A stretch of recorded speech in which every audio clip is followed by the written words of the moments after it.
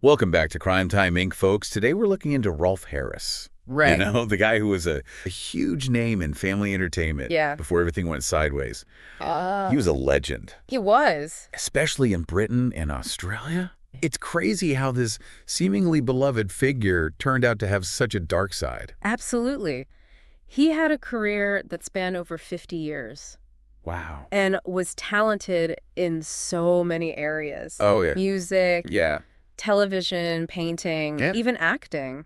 I bet you remember his hit song, Tie Me Kangaroo Down Sport. No, of course. Or, Yeah. or his charming appearances on shows like Animal Hospital. Yeah. He even painted Queen Elizabeth II's portrait. He did. It makes you wonder how someone who was so successful and loved by many could also be capable of such awful acts. I think it's that juxtaposition that makes it so difficult to comprehend. Right. Yeah. Like you see him on TV and you're like, Oh, is harmless. Lovable figure. and the timing. Coming right after the Jimmy Savile scandal. Right. Felt like one bombshell after another. Yeah. It was like a massive wake-up call, It was. making people question everything they thought they knew. Absolutely. It definitely shook the public's trust.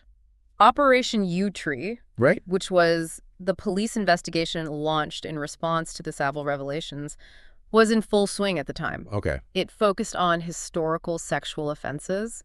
And in 2013, Rolf Harris was arrested as part of this operation. Wow, so he was caught up in this massive investigation into powerful figures. He was. That must have been a huge deal at the time. It was. What were the specific accusations against him? So he was charged with 12 counts of indecent assault, Okay. with the alleged incidents taking place between 1968 and 1986. Wow. A pretty wide range of time. Yeah. And the variety of victims involved is also striking. It's hard to wrap your head around such a long period of alleged abuse. It is. Who were the victims? And what were their stories? Well, the accusations included an 8-year-old girl who was simply looking for an autograph at a community event. Oh, wow. There were also teenage girls, some of whom were part of a theater group he met during one of his tours. And perhaps most shockingly, his own daughter's best friend claimed she suffered abuse for 16 years. That's awful. Hearing about the victims makes it all the more real and disturbing. Yeah. Are there any specific incidents that stand out in this case? Several incidents were described in detail during the trial. For instance, there was the alleged assault at the Lay Park Community Center, Okay. where that young autograph seeker was reportedly victimized. It was a public event where Harris was supposed to be entertaining families, Right. which makes the accusation all the more upsetting. It's truly unsettling to think that these alleged acts were happening in seemingly normal everyday settings. It is. Were there any other incidents that were particularly significant in the case? Another incident that was heavily scrutinized during the trial involved an Australian theater group that traveled to the UK in 1986. Okay. One young woman from that group testified against Harris, describing a deeply upsetting experience that took place during that trip. These details paint a disturbing picture of how he allegedly used his position and access to vulnerable individuals to take advantage of them. Absolutely. It's important to remember, though, that not every piece of evidence presented in a trial is perfect. Right. Were there any inconsistencies in the witness accounts that were brought up during the trial? Yes, there were. For example, Okay. a man named David James claimed to have met Harris at the Lee Park event and offered testimony that seemed to support the prosecution's case. However, his story about his military service didn't add up, No. and further investigation revealed inconsistencies that cast doubt on his entire account. So his testimony didn't quite hold up under scrutiny. It didn't. That must have been a blow to the prosecution's case. It was. Were there any other examples of inconsistencies or challenges to witness credibility? The testimony of TL, the young woman who alleged abuse during the Australian theater group's trip, Also faced intense scrutiny from the defense. They focused on her mental health history and previous reports of abuse by her uncle, aiming to raise doubts about her reliability as a witness. It's not unusual for the defense to try and poke holes in witness accounts, Right. especially in cases that relied heavily on memories of past events. It's understandable that the defense would question the reliability of witnesses, but it also highlights the complexities of dealing with cases involving historical abuse, Yeah. despite the challenges to some witness accounts. Yeah. How did Harris respond to the accusations? Did he admit to any wrongdoing? Harris vehemently denied every single charge. He did? He maintained his innocence throughout the trial, claiming that the victims were either lying or mistaken in their recollections. Okay. His defense team painted a picture of him as a victim of false accusations, suggesting that the accusers were motivated by financial gain or seeking attention. So it was a classic he said, she said situation. Yeah. With conflicting accounts and no easy way to determine the truth definitively. It must have been a difficult case for the jury to decide. Very much so. What was the atmosphere in the courtroom like during this highly publicized trial? The trial was a media sensation, with intense public interest and scrutiny on both Harris and the alleged victims. The courtroom was packed with journalists and members of the public eager to hear the evidence and see justice served. Given the high-profile nature of the case, the pressure on the jury must have been immense. It's understandable that a case involving such a well-known figure would attract so much attention. Of course. The weight of public opinion, coupled with the emotional nature of the accusations, must have created a tense atmosphere. Definitely. How did Harris behave during the trial? Did his demeanor offer any insights into his mindset? Well, Harris's behavior during the trial was actually quite perplexing to many observers. Despite the gravity of the accusations, he often appeared jovial and even joked with his legal team. Oh, wow. At one point, he even played the didgeridoo in the courtroom, which struck some as disrespectful and out of touch with the seriousness of the proceedings. That's strange. Playing a musical instrument in the courtroom during your own trial for sexual assault seems incredibly inappropriate. Yeah. It almost sounds like he wasn't taking the charges seriously at all. It was definitely a bizarre choice, and it didn't seem to win him any favors with the jury. Yeah, I bet. Some interpreted it as arrogance or a sign that he was completely detached from the reality of the situation and the impact his alleged actions had on the victims. So even his own behavior during the trial seemed to work against him. It did. It's hard to imagine what must have been going through his mind at that time. But ultimately, it was up to the jury to decide his fate. Right. What was their verdict? After weeks of testimony and deliberation, the jury reached a verdict that sent shockwaves through both the UK and Australia. Oh. Guilty on all 12 counts of indecent assault. Wow. In 2014. Rolf Harris, the man who had once been a symbol of wholesome entertainment, was branded a sex offender. Wow, guilty on all counts. That's a pretty decisive verdict. It was. It sounds like the jury believes the victim's testimonies and found the evidence against him compelling. Yeah. What happened after the verdict was announced? The judge, Mr. Justice Sweeney, didn't hold back when it came to sentencing. He condemned Harris's lack of remorse and the devastating impact his actions had on the victims. Harris was sentenced to 5 years and 9 months in prison. Okay. A significant fall from grace for someone who had once enjoyed such fame and adulation. 5 years and 9 months. That's a serious sentence. It is. It seems like the judge wanted to send a clear message that these types of crimes would not be tolerated. Absolutely. Did the consequences end with his prison sentence? Not at all. The repercussions of his conviction extended far beyond the prison walls. Oh, really? Harris was stripped of nearly every honor he'd received throughout his career, including his OBE, MBE, and CBE. Wow. Even his BAFTA fellowship was revoked. It was a complete and utter downfall for someone who had once been a national treasure. It's amazing how quickly his reputation crumbled once the truth came out. It makes you wonder how someone can build such a successful public persona while hiding such a dark secret for so long.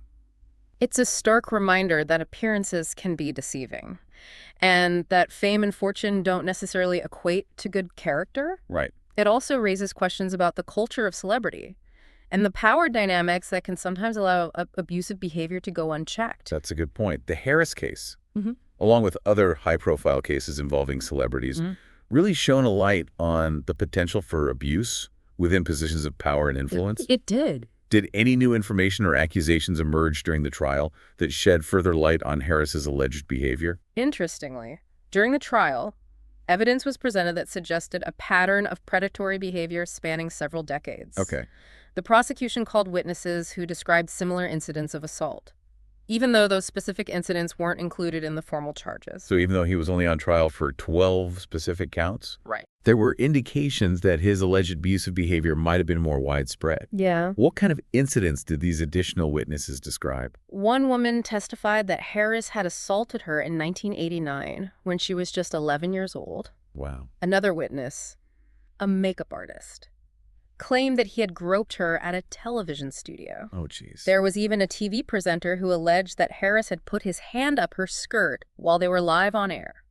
It's horrifying to think that he may have been engaging in this kind of behavior for so long, Yeah. potentially even using his television appearances as opportunities to assault women.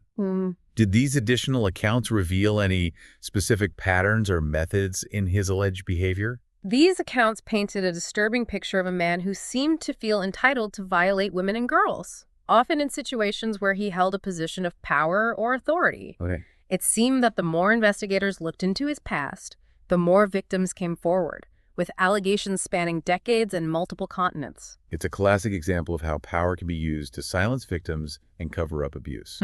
It's also a reminder that these kinds of predators often operate within a system that enables their behavior, either through intentional complicity or a culture of turning a blind eye. Absolutely. The fact that some of the alleged incidents occurred in public settings, or even on live television, suggests a disturbing level of audacity and a belief that he could get away with it. There was also that unsettling detail about Harris and Jimmy Savile visiting a psychiatric hospital together, right? Yes, that's right. Evidence emerged that the two of them were allowed to watch teenage girls undress before bed during a visit to a psychiatric hospital. That's beyond disturbing. It raises serious questions about the institutions that allowed these men access to vulnerable individuals and the culture of complicity that allowed their alleged abuses to continue for so long. It's a dark chapter that highlights the need for greater accountability and safeguards to protect those who are most vulnerable to exploitation. The cases served as a wake-up call for many institutions, forcing them to confront their past failures and implement stricter policies to prevent similar situations in the future. It's a shame that it takes such high-profile scandals to bring about change. But hopefully the lessons learned from these cases will help protect others from experiencing similar abuse. I hope so. What happened to Harris after his release from prison? Did he ever express any remorse for his actions? Harris was released from prison in 2017 after serving 3 years of his sentence. Okay. However, he never issued a public apology to his victims, which further fueled public outrage and reinforced the perception that he lacked remorse for his actions. That's incredibly disappointing, but not entirely surprising given his behavior throughout the trial.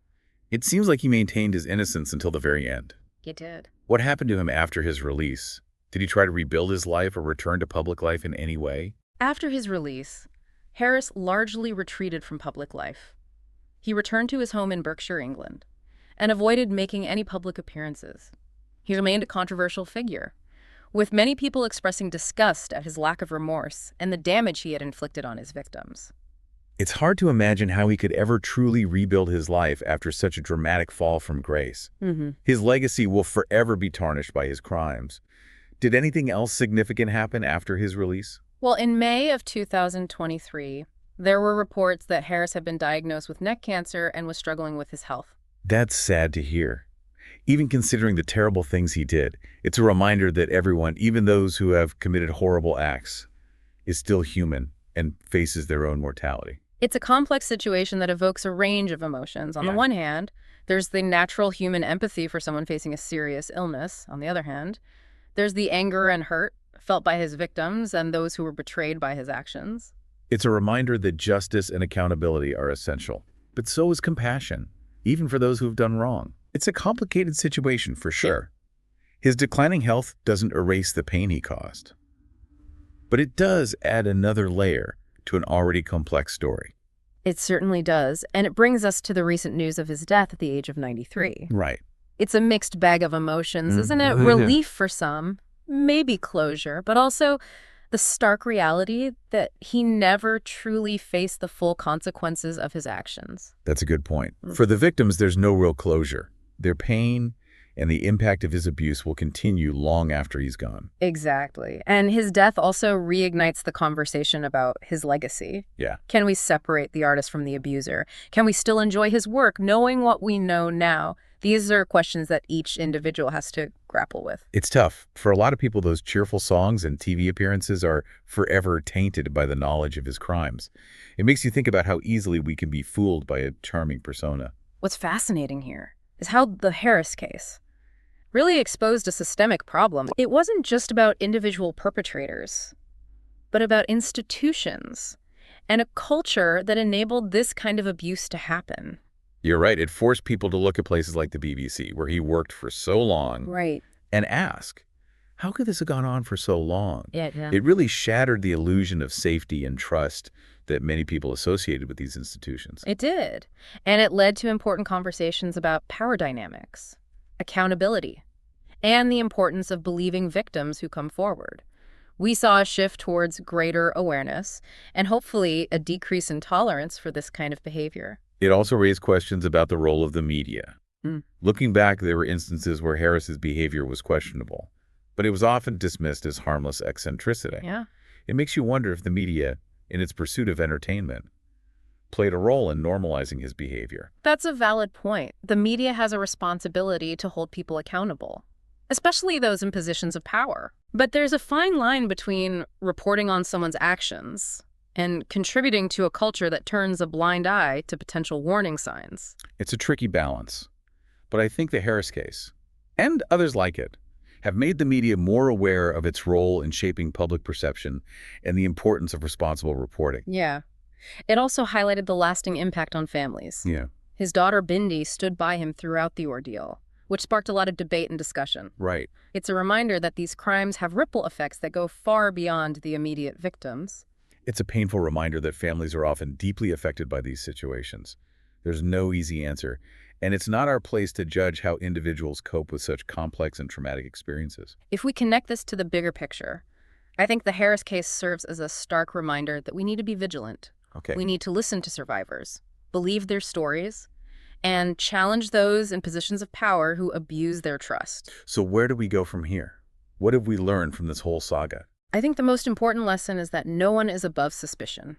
No matter how famous or beloved they may seem, Right. we need to remain critical, challenge assumptions, and be willing to confront uncomfortable truths, even when they involve people we admire. That's a powerful message. It's about being aware, speaking up, and creating a culture where abuse is not tolerated, regardless of who the perpetrator is. And maybe a final thought to leave our listeners with. This case has shown us the dark side of fame and the devastating consequences of abuse. It's a reminder that we all have a role to play in protecting the vulnerable and holding those in power accountable for their actions. Join us tomorrow for the fourth and final part of our Wreath Lecture Series.